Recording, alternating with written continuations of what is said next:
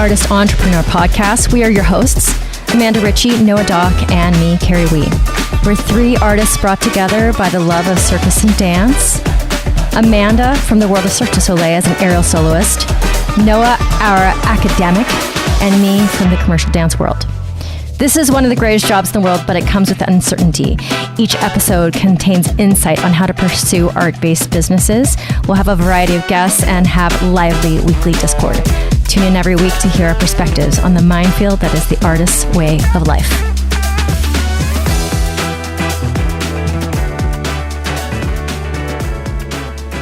Noah Dock, this is the type of week I've had. I feel like we're feeling similarly. So let's see if this. I don't know if this recording is gonna go anywhere. No, it's gonna be fine. We're gonna do something great. Low expectations, but we're gonna kill it, dude. It's the way it's gonna go. It's gonna be fine. It's okay if it's short. Do you want to tell me why your week looks like this glass of wine too?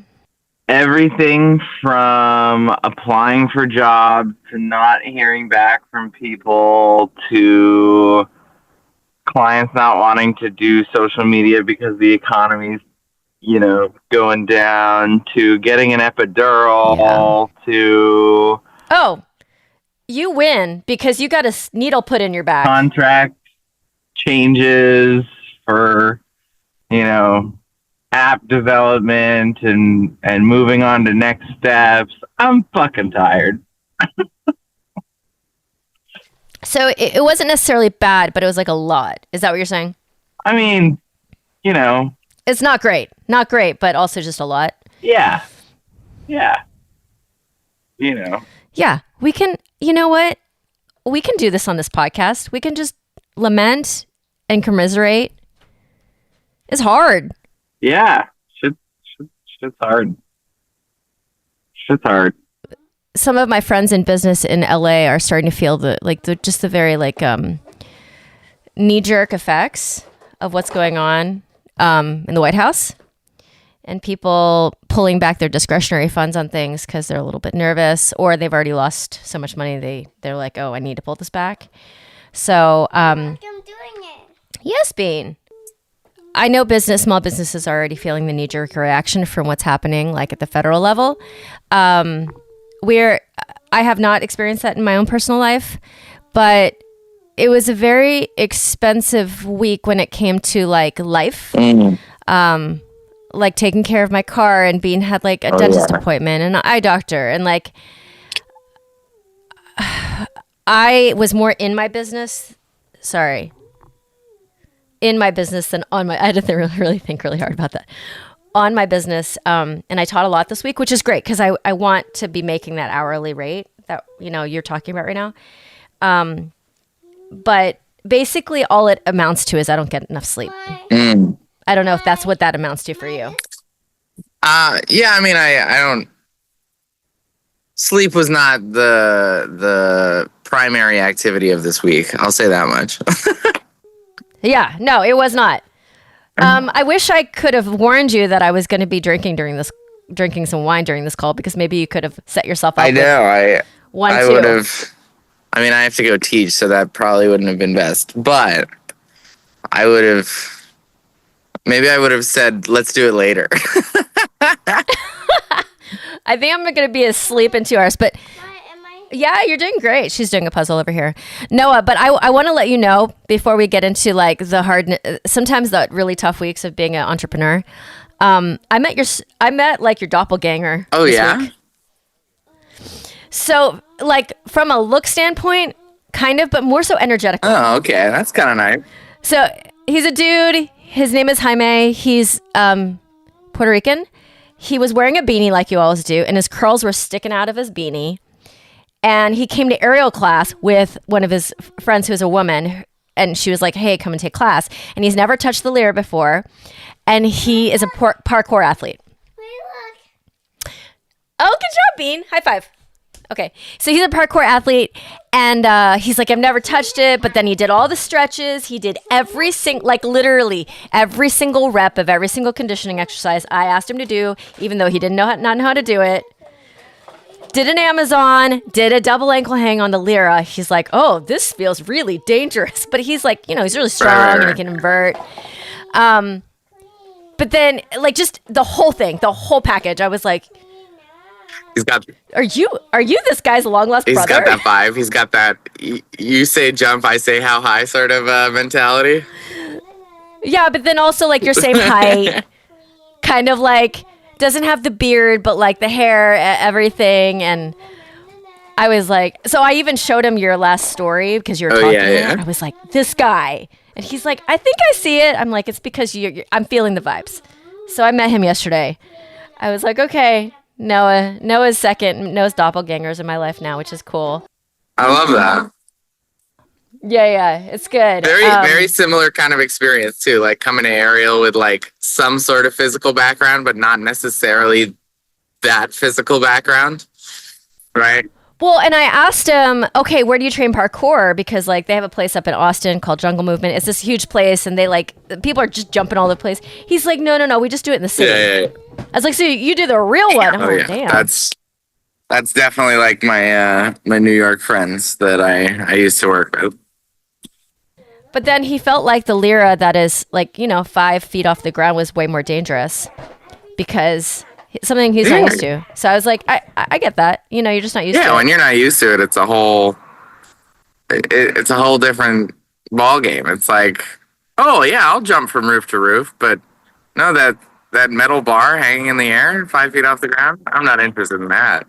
Yeah, and you have to be specific where your hands go. Exactly. Blah blah blah. I don't know, man. I was like, and it's not like anything terrible happened this week. What I'm realizing is I add in the home renovation. Yes, Bean. I can't help you, Bean. I can help you after. You have to figure it out. I mean, that's like adding 8 hours of work into my already packed schedule. I can't. Like, I really need to be very smart about when I go over there and just randomly spend my time. Yeah. Well, because you just get sucked into it too. If you show up, it's oh, I see one thing and then I see everything. And this 15-minute stop to check progress is now 3 hours, and I'm having a conversation with a contractor or a subcontractor or whatever. I'm starting to work on a project that I wasn't supposed to do today. Yeah. So that's kind of what's happening there. Also, this is the type of problems we're having. Like, we take care of our lawn in Delaware, and we have to take care of it. So Asa just paid for 3 lawns to get taken care of this week. Yeah. Sucks. Like Bean's all her appointments, dental and vision, insurance barely covers it. Like, it's just like the littlest bit. So it's an expensive time, and we're just like holding on. I'm just holding on, bare knuckling it. Yeah. I think my week. Okay, I'm gonna make a comparison. Maybe this is our topic for today, as a theoretical idea. I think that this was one of those weeks that just like it didn't happen. I feel like I personally am putting in a lot of work, but I'm not seeing a lot of results. And that's always something that sucks, right? And the best like comparison that I can give, especially because, this is our background, artist, entrepreneur, is like when you're acting or you're doing auditions and you just feel like it's constant rejection, right? Like you submit for like 1,000 things. You go to 1,000 auditions and you're just like, it's just, you either don't hear from people at all or you get rejected, and like that weighs on you. And I think that being an entrepreneur or looking for work or looking for clients or customers or whatever it might be, like there's a certain amount of that is similar to being an artist, and going on these auditions is like that same feeling of rejection. And I don't think it gets easier. I just don't like cross-platform rejection does not get easier. I mean, I agree. I used to think that like getting rejected for like my physical being, either dancing, you know, whatever, was the worst. But honestly, like chasing down clients when I know they should, when I'm like, I'm really a good teacher. Like it should maybe go the other way some of the time. It doesn't feel that way all the time. Like, oh my God, like I really like try to strike a balance with like communicating with my clients, because I'm just like, oh my God, am I just like stalking people at some point? Right. Sometimes it does feel like that. I don't know. It's really hard. And it feels like, I don't know. Did you get to the point this week where you're like, what am I even doing? Oh, does yeah. that feel like, does it? Oh yeah, I definitely got there this week. Oh, I'm sorry. But there's something that I think is really interesting in what you just said about like your body, your physical, like when it came to dance and when it came to performance, it was like, this is who you are. Like this is it. But like, it's kind of harder when you're trying to convince people like, no, I'm a good teacher. Like I have something to offer you. And like, to a certain extent in the performance world, you come into an audition and it's like, okay, you could be the best dancer in the room. You could be you could offer the perfect, you know, performance package for what they're looking for. But like, if they're not looking for your body type or your physical characteristics, none of that fucking matters. Yeah. You can kind of chalk it up a little bit. But like, I agree with you, almost harder with clients and with like offering a service. Like that you're extremely good at. Yes. I had a conversation with somebody this past week who was a potential client, and they wanted long form video. And I had connected them because they needed a social media manager. And then they said, well, really, I'm looking for long form video. I said, okay. So I reviewed all of their, all their information, their platforms, and I'm looking at what they're doing, and they have no long form content. They have barely short form content. They have barely any engagement on social media. They don't have the platform in order to support long form content. And so I, very politely, very, very consciously, very actively said, I totally hear that you want to do long form content. My opinion is that that's a waste of money for you. And if you'd like to do it, like, I'm happy to help you. Like I have the ability to take your money and create what you want. But I don't think it's going to do you any good. I don't think it's going to be successful. And I don't think it's going to be worth your money. And I laid it all out. And the response was, yeah, I want to do the long form content. How much will it cost? And I told them what it would cost. They were like, yeah, that's out of our budget. I said, okay. Like, I don't think you should be doing this, because not only is it out of your budget, like, and my budget was low. I gave them a low budget. Not only is it out of your budget, but I don't think you're going to get what you want out of it. So yeah, like they need consulting. That's what they want. Right, that's what they need, but they don't realize they need actual support in more than just, we want a video produced. And I was like, okay. But again, this is a place where I was like, I'm bringing you a service. I'm trying to help you. You brought up that you're looking for A. I've brought you A. You decided you want B, but you don't want B. It was like, okay, well, I guess now we're here. There's no real way to go forward, and at least with an audition, you go, well, they were looking for someone with blonde hair or whatever, Yeah, I mean, okay, so I always thought the auditioning, Kerry, we auditioning for a role was more emotionally taxing. But now that I'm running my business, I just feel like it's all terrible. It's all terrible. Like to just put yourself. It's all terrible. Like to put yourself out there constantly. Like you wake up in the morning and you put yourself out there every minute of the freaking day. And you have to have a thick skin to it. And then you're just not, the numbers game just doesn't work like that, where you're just going to get yeses all the time. And then you'll have a week like you're having, where it's just like a pile of no's all in 1 week and not anything to like have satisfaction with. I just like, that's a crappy week. And it's not even, I think that the difference between like the audition process of like, you're providing a use versus you're providing a service.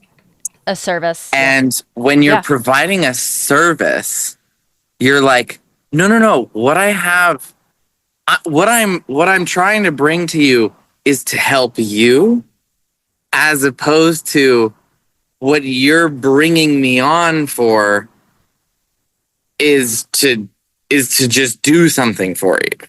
Like the difference between I'm going to do something for you versus I'm bringing something to you is I think it's a huge difference. Well, they think they know what they want, maybe. Or like Ariel's a good way to look at this, because like they come to me and they think they know what they want, but really the goal, like the goal that they know they want, that one thing that they think they want is not going to get them to that goal. That's basically like what? Like what? Like they want their kid to do all the cool shit right away, right? And then, but they want them to be a great aerialist. Those things don't go hand in hand. So like with your clients, like they want long form video, but really what they want is engagement. They want likes. They want growth. And so long form video is what they think is going to get them there, but that's not, that. Right. And it's not going to do it. And so there's this piece of frustration where you're like, well, I really am good at this. And like, if you were smart, you would take my advice, but you need to, that client needs to go through their own process, obviously. I love how in both examples, the idea of working with a social media manager and the idea of becoming a great aerialist, the answer in both equations is the requirement of time, not necessarily the singular action of a long form video or a short form video or the learning of those specific tricks or those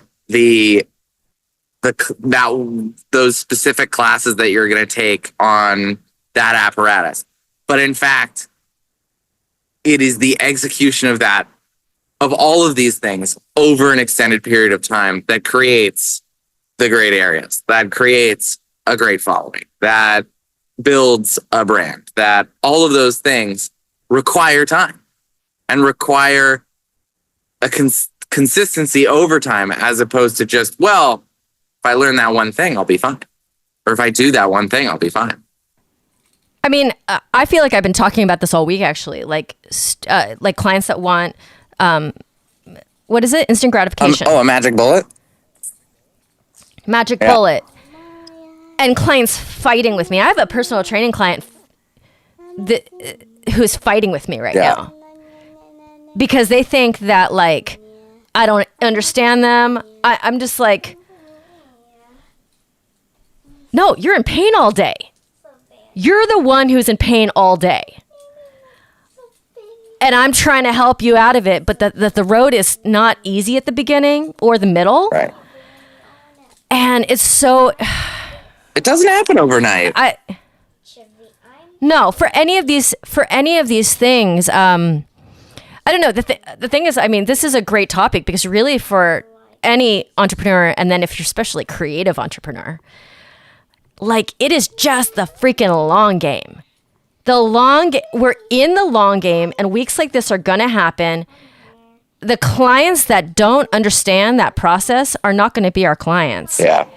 And that just sucks when you're trying to make money. Ooh, yeah. Yeah. Good way of phrasing it. It sucks. It's just like, okay, that client's not for me. Oh my God, Noah, San Antonio, and almost every smallish city. this is not a small town, but the aerial community is small. There is a large number of students who have a lot of aerial classes under the belt and they have no technique and they don't have strength, and their expectation for what we should be doing in class. Like, you ask them to do 5 straddles without coming down to the floor, and they're like, oh my God, you're asking us to do something like that. And I'm like, we gotta bring higher these expectations, because it's too low. Right. It's too low. So it's like, we have to train the tolerance of like this patience, because what you want, whether it's a really robust following, which we know is getting even harder and harder because of the algorithms are not helping us out. So you have to be creative at every turn and be consistent at every turn nowadays. And then with something like a physical sport, what do they say? 10,000 hours to actually be good at something. It's like, I feel like I've been having this conversation with people, as a teacher for many years. It's not new. Somebody asked me, like, is it worse because of social media? I don't know. I feel like this question has always come up with dance and aerial. And then anything you're building, it's like, what I do think that the three of us have is we do have a sense of the long game and the patience that it takes, because we don't really we get fatigued, but we don't get worn out to the point where we're like, oh, I'm done.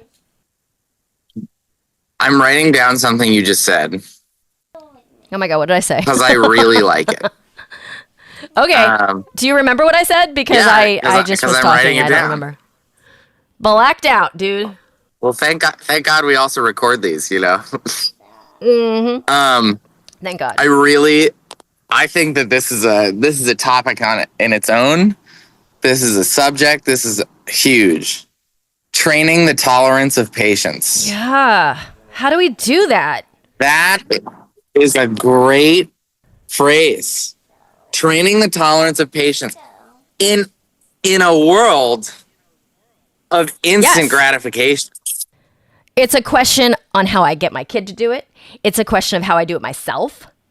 It's a question of how I train my clients to be patient and to be uncomfortable, like especially my personal training clients. It's like, you're in pain and you want to be not in pain and strong. That road is going to suck. You think it's not going to be painful physically? It's going to be super physically painful because you're asking your body to change. Well, and I myself am thinking introspectively here about, well, yeah, it's been a few weeks of notes. Okay, I need to tolerate this patient. I need to be tolerant of patience a little bit more. So you're talking about the notes for your app? No, I'm talking about. No, I'm talking about the nose. The nose. Not getting clients. Yeah, things yeah, like yeah, that. yeah, Like, yeah. Like, I've been butthurt over the fact that I haven't gotten any new clients, and that I haven't gotten a new job, and then I'm like going through this, and it's like, this fucking sucks. And I haven't been very tolerant of patience. I've been like, this needs to happen already. This needs to happen. I gotta get a job. I gotta do it right now. It's gotta happen today. It's gotta happen right now. I mean, I 100% know that it sucks. Like, it sucks. It freaking sucks. Like, there's no way around it. But I love the idea of training it. Like, how do you train the tolerance of patience? And then how do you, even more so, how do you try and okay, all right, hear me out. How do you train it personally, right? How do you train it personally? How can I be better at training myself this? And then, how can you train others? How can we as educators and teachers train others in this world, whether they're a client, whether they're a student, whether they're a colleague? How do we educate others in order to do that in this fucked up world of instant gratification? Of, I need a magic bullet today. Yeah, okay. So I'll tell you what I've been trying to strategize with my students. I will do a 90%, 10%. 90% technique, strength training. flexibility training, blah, blah, blah. 10% sugar. I give them something. And the problem is what you're talking about is the world has to give you something. And you can't control that. But me as an educator, and I have the curriculum planned out, so I get them through the stuff, and then I give them a little sugar on the top, and it gives them enough to hold on to have a little bit of confidence, a little bit of gratification. But 10% is not a lot. Ooh. No, it's not. But I think we can apply that to the world. I think we can apply that to everything that we're doing. I think that 10% sugar can exist even when you're applying for jobs, even when you're... I mean, are you saying you give yourself the sugar? Like you allow yourself the sugar, whatever that is for yourself? Well, okay, so let's think about it this way, right? Let's apply the idea of an aerial class or an aerial technique or something like that, right? Okay, so let's use a skill, right? Let's say we're conditioning our, I don't know, double stars. Sure. Who cares? Yeah. Double stars. We're conditioning our double stars. Our 10% sugar on our way to our double star might be a single star. It might be, a thigh catch. It might be holding the shape, and that shape is pretty in the air while low to the ground. Like something that can be on Instagram. Something that they can be like, oh, I can post this one thing, which kind of sucks that I have to do that. But I mean, it's 2025. I mean, this is where we're at. 2025. Instant gratification. Something. 10% of instant gratification. Okay, so when you are a dancer or a performer and you go into all these auditions and you've had no, constant rejection, what's your 10% of sugar? Well, maybe your 10% of sugar is that you met some cool people at one of these auditions and now you're going to take a class with a new group of friends. Yeah. Or maybe it's that you made a contact at a dance studio who's looking for a teacher. Or maybe it's that you ended up getting to know the casting director and they want to make sure that you submit for the next time, even though this time they were looking for a blonde and you're a brunette. Okay, those things are not getting this audition. You are still getting rejected. But you've got these 10% of sugar, this 10% of sugar. It's not the dessert. It's not the whole cake. It's not, It's just enough to get you through to the next one. That's all that is. But it's enough to get you through. And so, okay, I'm gonna think about this in terms of where I'm at. Yeah, let's do it. I've had no new clients, but I did go on a job interview yesterday. And it was my first in-person interview that I've had in the last week.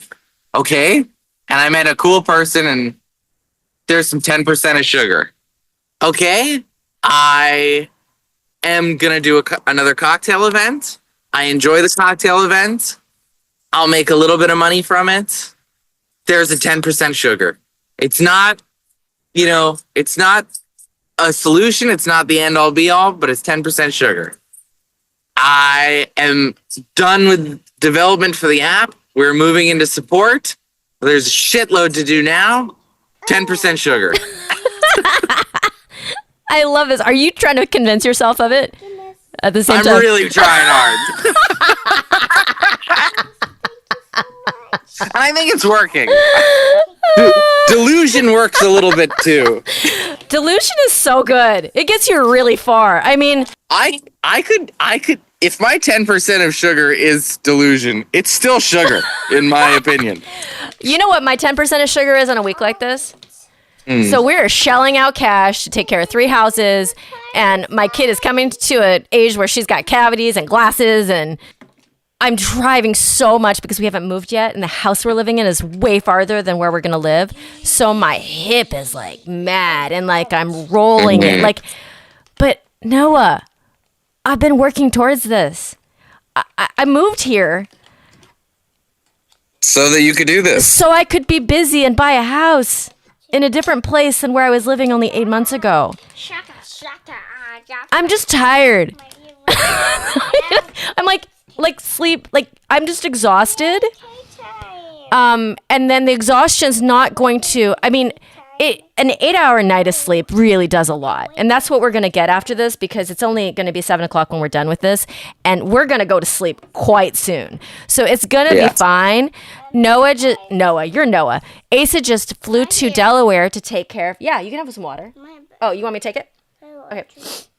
He just flew to Delaware to take care of some like leaking issues in our basement over there. You're like, you want to say, am I living the dream? Because maybe I am. But it doesn't feel that way at all. You ever see the movie Hitch with Will Smith? I do love a good rom-com. It's a great rom-com. And one of my favorite lines from that rom-com is when he's given his final speech to, I forget the actress's name, and he's talking, Eva Mendes. He's talking. Eva Mendes. Yes. He's talking about how much, he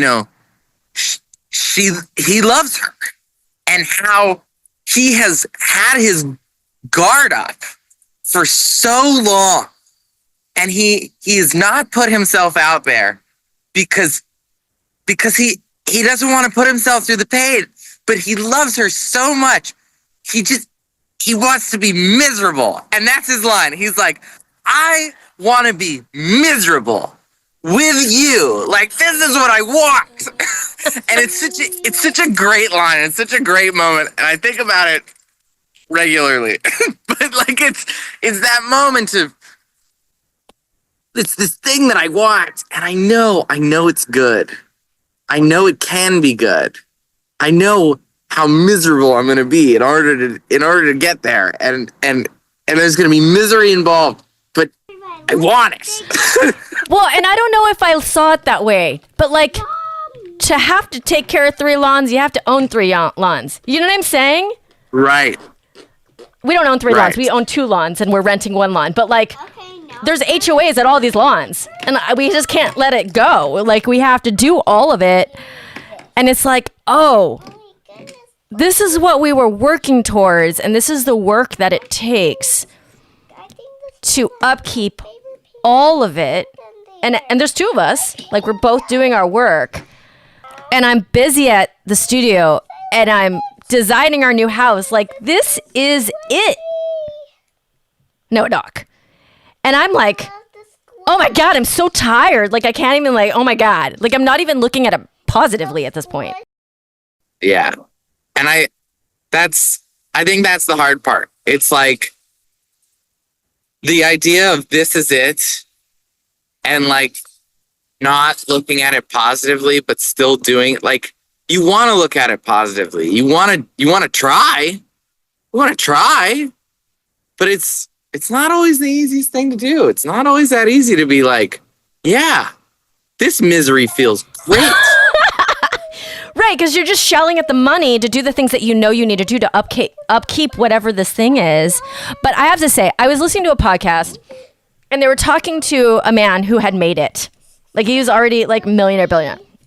And he was giving advice to entrepreneurs. And it was shitty-ass advice. Your favorite. And why do I know this? Because he had forgotten how hard it was. Like, I was like, oh, this is like not even fun to listen to, because it was just like, it was so far removed from like a small business owner's problems.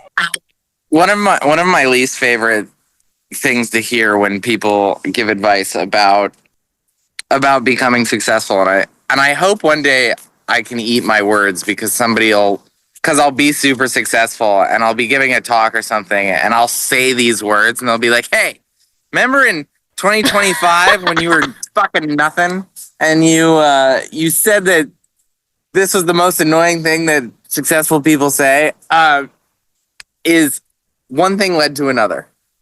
I hate that line. I hate when successful people say one thing led to another. My response to that is always, well, what were those things? I want to know what those things were, because that's probably the most important part. It is a problem to have amnesia, because it is so long gone. Their struggle.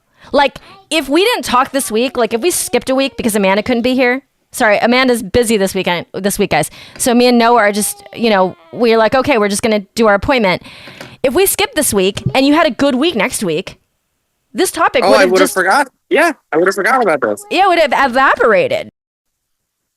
Yeah. And had I had... I hope that happens. Fuck, I hope that happens. Yeah, like completely disappeared. Like... Very awesome. I mean, you wouldn't... If we skip today because we decided scheduling, we'll just do next Friday... I wouldn't be sitting here trying to drink drink wine to get my week to like settle down in my mind, and you wouldn't be sitting outside of a studio like contemplating your life. It's amnesia because the highs and the lows. The highs, when you're high, you can't remember what it's like to be low, and when you're low, you're like, what is it for things to go well? Like I don't even remember, and it was like 2 weeks ago. Or 6 months ago. Yeah. And there is no telling how long the highs or how long the lows will go. Yes. And that is where you need to train your patience. Your patience. Your tolerance of patience. I mean, I think this is a big question like for society, for sure, and for like everyone we work with, because that's the only way I get long-term clients, if I can train them to be patient, because they have to see the payoff, but that payoff is just a little farther than some people are willing to go. Well, yeah, I mean, it's farther than most people want it to be.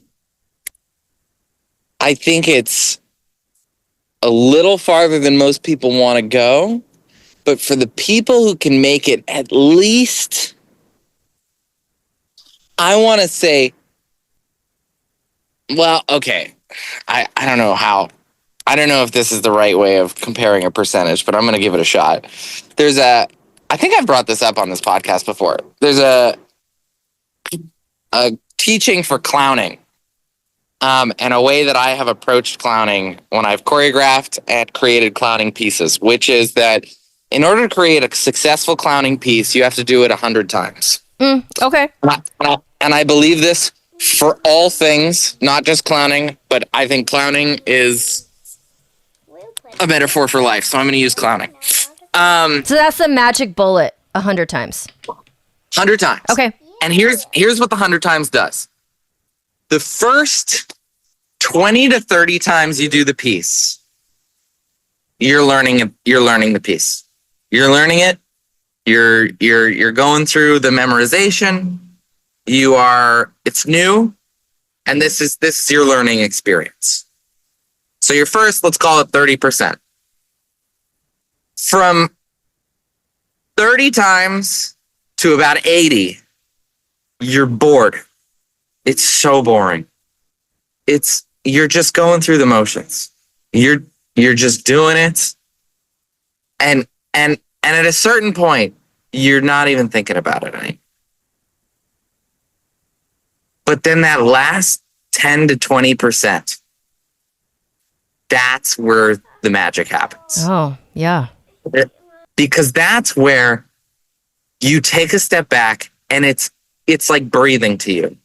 And now you get to see all the things that you didn't notice while you were learning it.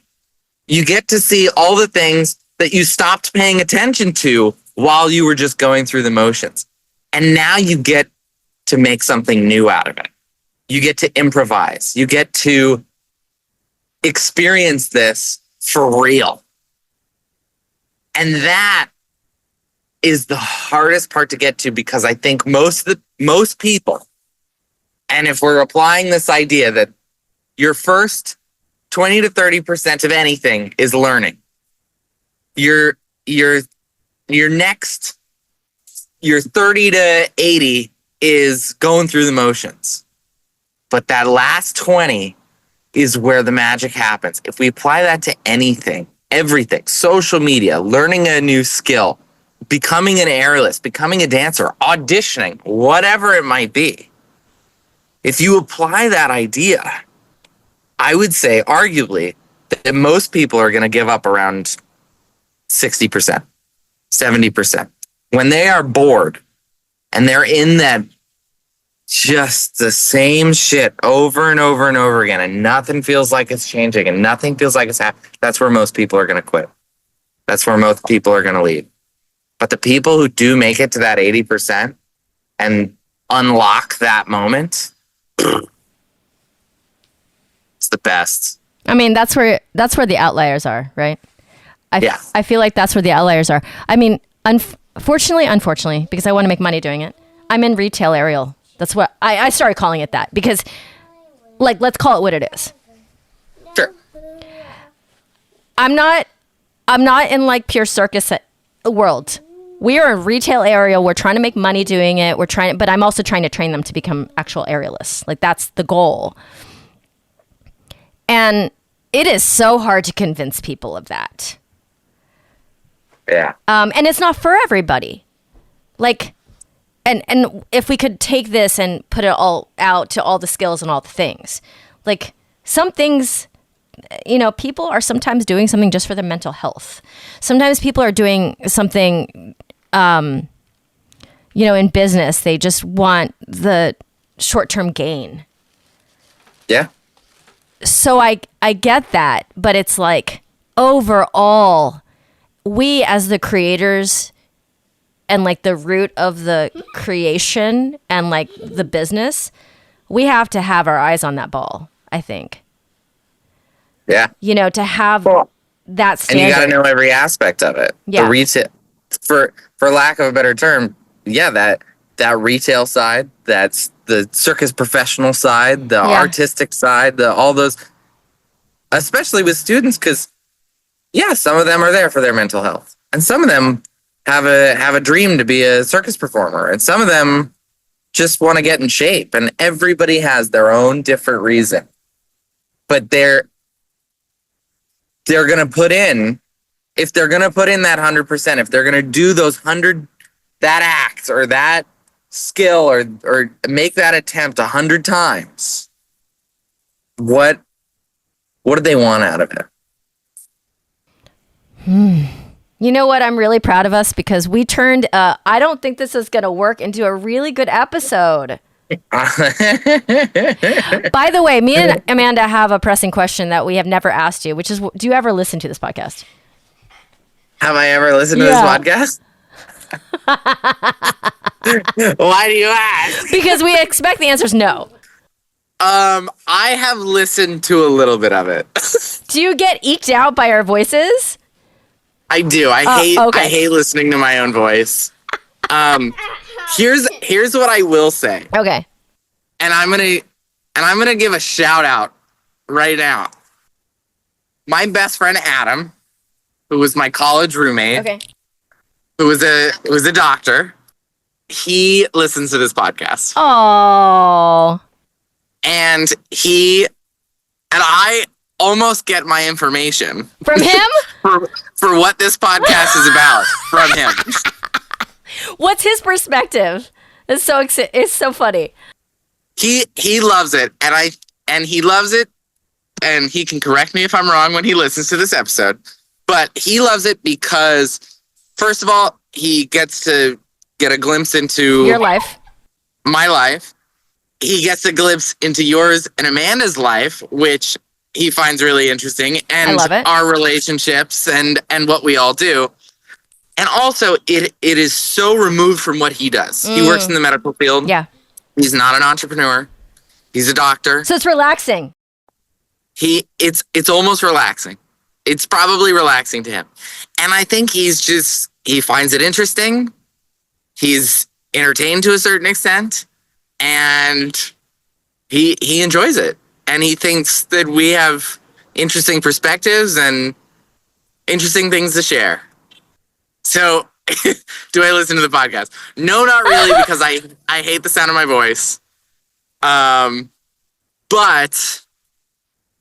I've listened to a little bit of it, and I have a best friend who does listen to it, and I've heard so much about it from him. So me and Amanda assumed that you never listen to it. So when we talk on here and you're not here, we just assume that you're not going to hear it, and so we talk so much shit. Because we know. I love that, and now I will, because I don't like listening to my own voice. that means that whenever there's an episode that's just you and Amanda, You'll and I think that you're listen to talking it? shit, maybe I'll listen to those episodes.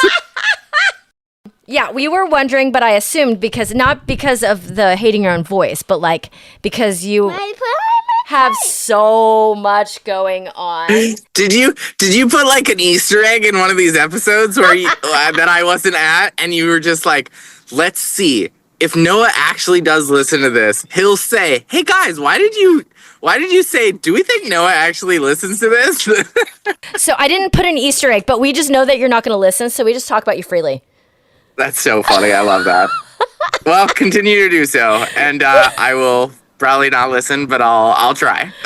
I do love that, like, obviously, like, me and Amanda's, like, we have people listening, and then you have a completely different crowd of people listening, like, kind of diverse, actually, which is awesome. I think that we should, like, chalk this up to, like, a commiserating episode, and I think it's so important because it's the realness. It's so real. It's like, there's no way we're going to have good weeks every week. No. And mine was just frustrating. I didn't have a terrible week. It was just like, oh my God, one thing after another, just draining my bank account. Personally, I feel better. I'm glad. And I honestly always feel great after I talk to you guys because, I mean, I've said this a couple times, but what I didn't know before I started this was that this was going to be so therapeutic for me. It is extremely therapeutic for me to talk to you guys, and it being a Friday usually that we record, like I've gotten through my whole week and I'm like, oh my God, I need to debrief. I need to talk about my feelings, almost like there's a therapist there, but I don't need a full therapist. I just need to express myself and bounce around ideas, and it makes me like, it's a really great tool for my business, actually, and I didn't think that was going to happen. Yeah, I agree. I think it's really helpful, and I have to go in. Yeah, I have a great class. But I don't know what you're going to name this episode. You know, our line of train the tolerance of patience is so important and so relevant. And we can definitely call it that. Well, it could also be called "What a Week" or something like that. I think there's a lot of options here, but I just for coming in not expecting much, I think this was a good one. Thank you so much for tuning in. You can find Amanda Ritchie at Grounded in Flight on Instagram and at Noah Doc on Instagram, as well as Red Flags app. And me, Kerry Wee, you can find at wrapyourheadaroundsilks.com. Thank you so much for being here. We appreciate you. We have so much more coming at you, including guests that are in this art world, that are blazing their way through new businesses, and just more banter from us. Thank you for listening. This is The Artist Entrepreneur.